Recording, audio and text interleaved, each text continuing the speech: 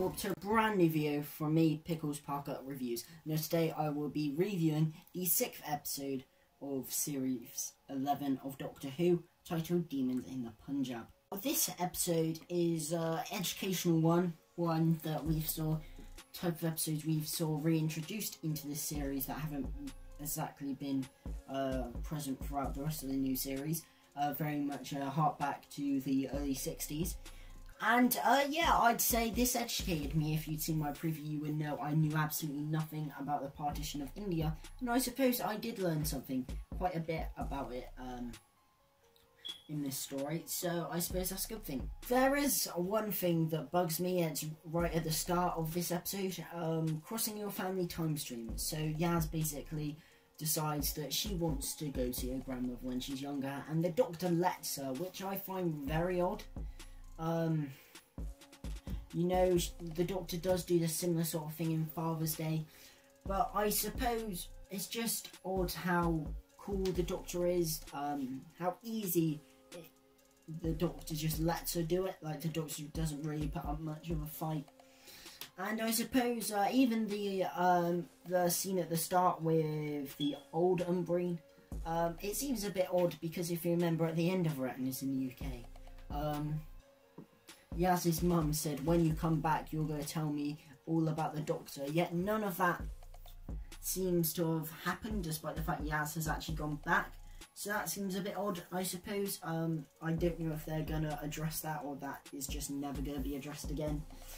So that was a bit odd. I suppose that is kind of a fundamental flaw of this. You know, surely the doctor kind of should know by now that this never works out well. You know, you can't cross your own history, you can't mess with that. And there didn't really seem to be that much consequences to it. There's a few references where the doctor says, trod softly, you're trodding upon your own history. Or treading, it actually is treading upon your own history. Trodding, I don't get that one. There's that. But apart from that, we don't really get much reference to the whole danger that Yaz might change her own history. And I suppose they don't actually need to be there. They don't really need to do that much. The doctor doesn't even need to be there, really, when you think about it, because whatever happens here happens. You could take the Doctor, Yaz, Ryan and Graham out of this story and nothing would really change. Therefore, it did seem a bit odd why they need to be in this story in the first place. I know it is sometimes nice, you know, the Doctor and companions, they just have to watch, there's nothing they can do, but I don't know, it just seemed a bit contrived. We'll get the direction and music out the way. Jamie Childs directed this episode, the first episode she's directed since The Woman Who Fell to Earth, which was brilliantly on the visual standpoint. I thought it was really good. Again, I thought the setting of Pakistan and India, it was very visually appealing, and it was a very different setting and visuality from anything we've gotten from the new series so far. So that was quite nice, I suppose. But while it did serve as a nice backdrop, I wouldn't say the setting of India and Pakistan certainly added that much to the story. I'd say that the story was actually fairly unoriginal. When you think about the things that necessarily had to happen, you know, we've seen like two people, you know, are in love, but from warring different families, you know, they're from different social classes, different religions, as it is in this case, whatever, just from different families who don't like each other, and we've seen this in loads of different things, and that's what happens in this story. And there's always someone who wants to split it apart, and yeah, that was kind of fulfilled by Manish the brother. But apart from that, and the only other bit, which is Yaz going to see her grandmother, which has been done before, kind of thing. For example, on Father's Day, it didn't really need to be set in Pakistan. There wasn't so much there that was specific to Pakistan. You know, we've seen these two people who fall in love but can't be together in various different situations. The obvious one is in Romeo and Juliet, and obviously it's also in Shrek. That's another one I thought of. But Yeah, and I suppose you could have done this in other historical settings. You could have done it in like West Germany and East Germany. I suppose you could have done it during World War II with like the Holocaust and things. And you could have done, I suppose, with lots of different settings. And yeah, while I'm not saying that they shouldn't have done it in this setting, I thought more could have been made about the whole partition of India. And I think they only kind of scraped the surface on that, and they didn't include so much specific detail, I suppose, of what they could have done. So it made the story feel a bit generic and unoriginal when you go beneath the surface, and it wasn't necessary for it to be set during this time period in this specific location. So while, you know, India served as a nice backdrop, I would have liked it to, you know, more specific detail to the partition to be involved in the story. They could have put more specific detail in if they would have got rid of these whole fake out villains, the Fajarians. Now, they didn't need to be in this story. This story could have been a pure historical.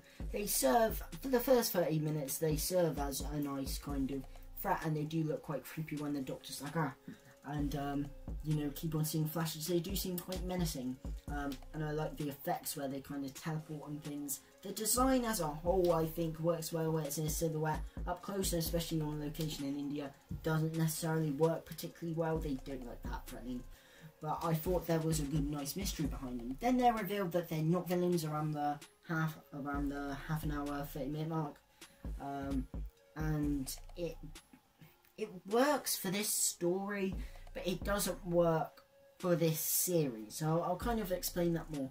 Because I think the whole twist that they're honouring the people who, you know, die alone, it's a nice thing. If you look at the story in isolation, it does work for this story. Certainly better than a lot of the poor villains have done in other stories, such as the Saranga Conundrum and the Ghost Monument. And I think if you plopped this story into another series, you know, the villains could be fake out villains and you wouldn't mind.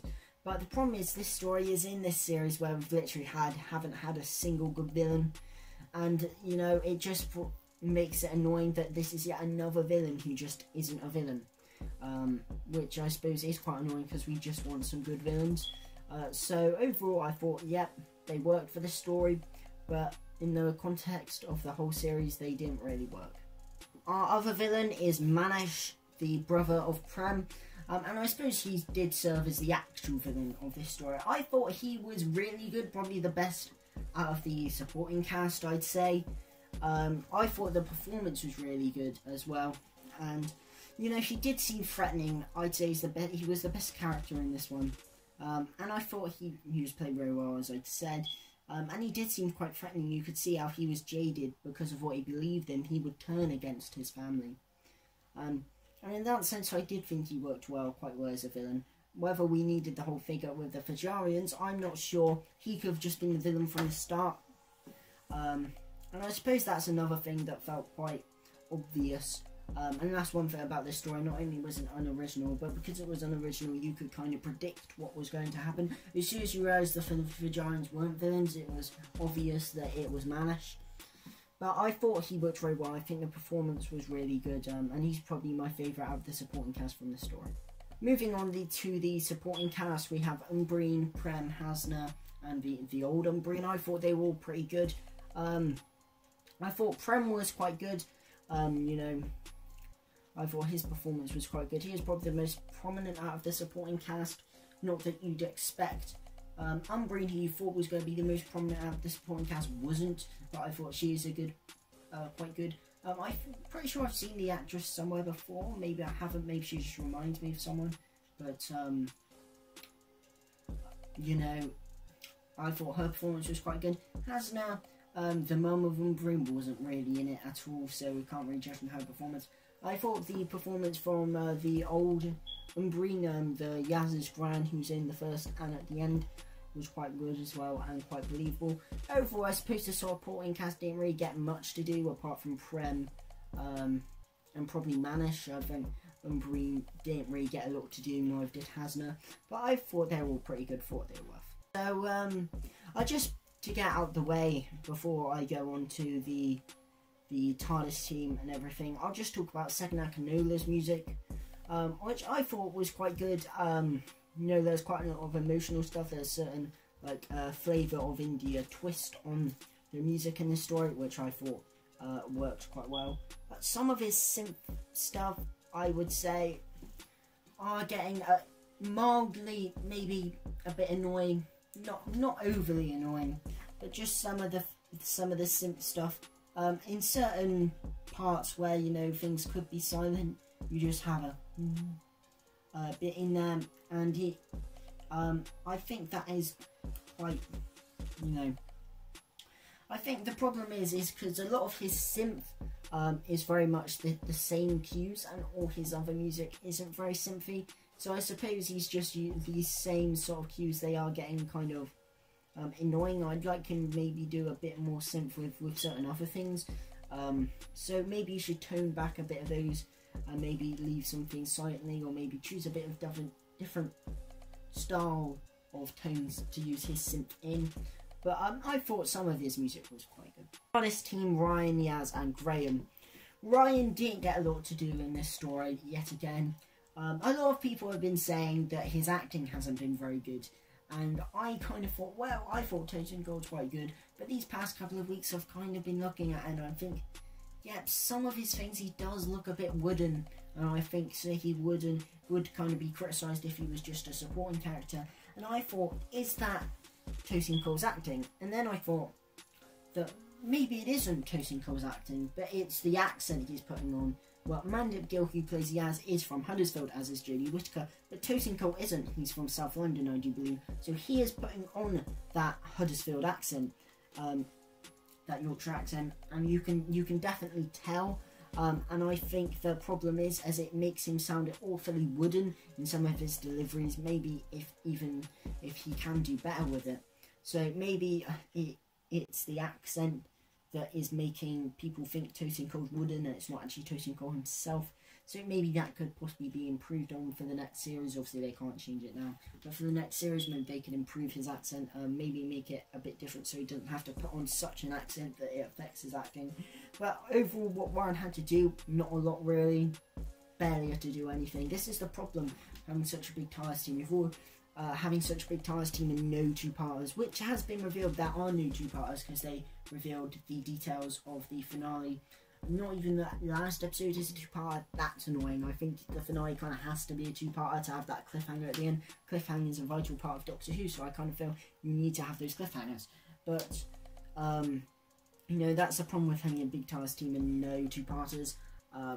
You're not gonna get enough of all of them, and I definitely think Ryan was the one who wasn't in it so much. Talking about Bradley Walsh's Graham, again, he didn't do much, same as Ryan really. He had a nice few lines when Yaz is sat down and he's talking to her about her grandmother, and also where he's talking to Prem and he says all we can strive to be is good men. So he had some nice little moments. Bradley Walsh is really showing his acting chops. And there are some nice few comedic lines, but he doesn't do much, and maybe Bradley Walsh is slightly being wasted this series, and I think he's not being utilised maybe to his full potential, because he's easily one of the best things about this series in general. But I think that it's Bradley Walsh that is making Graham likeable, and maybe the character of Graham, if it was played by someone else, you wouldn't even notice. He would just sift into the background because he's not getting that much to do. Yaz Mandip Gill, it was her episode. We thought Arachnids was going to be her episode. She didn't do much in that. And we thought maybe this will be her episode. And while it's definitely centred around her history, I wouldn't say it's her episode. Mainly because at the start and the end it focuses on her. But her grandmother, Undrine, isn't in it that much. And the story kind of focuses on Prem and his relationship with Manish, I suppose. So really it kind of centres off Yaz and her heritage slightly. And apart from getting a few good emotional bits, I wouldn't say Yaz does anything more. We don't learn anything more about Yaz really. And I still say that she does feel undercooked and underdeveloped still. She's easily the weakest in terms of development out of the TARDIS team still, and I just don't know where she's going to get that development. So, the Doctor, Jodie Whittaker. I thought she was very good in this episode, actually. She seemed to have more of the bearings of what she was doing rather than being the kind of, very eccentric Doctor that she has been in the last couple of episodes. I'd say that she does have a nice few lines when she's being kind of, realises that Manish killed the holy man and things, and when she's marrying Umbreen and Prem, and then when she has a confrontation with Manish, it's quite a strong moment. And also she has some nice comedic lines, despite the fact that comedic nature is slightly toned back. Like when she says, when she's doing the kind of hen night, I suppose, and she's like, I never could do this while I was a man, and she's like, I'm such a comedian. That was quite a funny line, I suppose. But yeah, I thought Jodie Whittaker gave a good performance in terms of how a Doctor was utilised. I suppose you can definitely tell that it was a different writer writing her and not Chris Chibnall, because the Doctor was definitely utilised better in the story than has been in previous weeks. So the climax of this episode, I suppose, kind of starts with the wedding, which is a nice scene where she repeats Umbreen repeats the line that she's the first woman to get married in Pakistan. But then you've kind of got Manish, and he just goes out of control, and he sends the people from the village in. And, I just wanted to address, there's this show Don't Tell with a clear rule in media, I've pointed this out before, and something this series keeps doing is telling you what happened, not showing. They wake up and they're just like, did you hear that noise from the village last time? And you're like, what noise from the village? They're not showing it, we didn't even hear it. They're just telling what apparently was supposed to go on, rather than showing it. So that's a bit annoying, things like that was kind of kept to a minimum, but that just bugs me. But the wedding is a nice scene, and the confrontation between Manish and Prem is quite emotional. I thought it was really well done. Apart from the end where he's shot down, but you don't see him die. I think maybe it was protecting the viewer a bit too much. Maybe I'm not just necessarily saying we should have saw him dead, but maybe not shield us so much from it, because it looked like it was like, you can't show him being shot down. And I don't know why. I think it would have really hammered home what was going on here. But yeah, I suppose the climax was quite nice, and then you've got that nice scene at the end with the old Umbreen, Yaz's gran, and Yaz. One thing I just like to mention, another kind of nitpick, the closing titles. I know they had this whole Indian version of the Doctor Who theme, which was nice, but I really felt it was unneeded to end out the closing titles. A similarity to this in Rosa. It bugs me more in Rosa because it does feel a bit cheesy in that way, you have Rise Up ending it.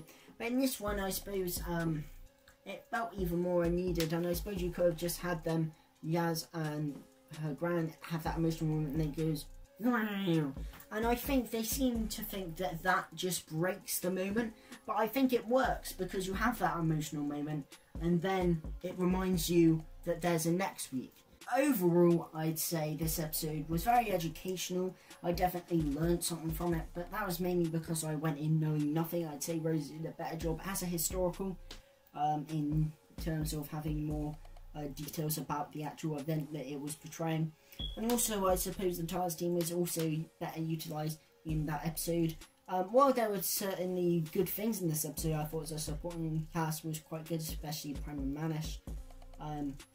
And the backdrop of India was quite nice. The story was quite unoriginal. I would have liked more specific details to the time period. The Doctor was written well, and the climax is quite nice and quite emotional. But overall, I suppose it was just a bit serious for me. And I'd say that it was good, but it's not one I'm going to remember in a hurry. I'm going to give this episode a 7 out of 10. Well, thank you guys for watching. If you've enjoyed this video, leave a like and drop a sub and hit that notification bell. I'll be doing previews and reviews for every single episode of Series 11, so stay tuned for that. Thank you guys for watching, and of course, a goodbye.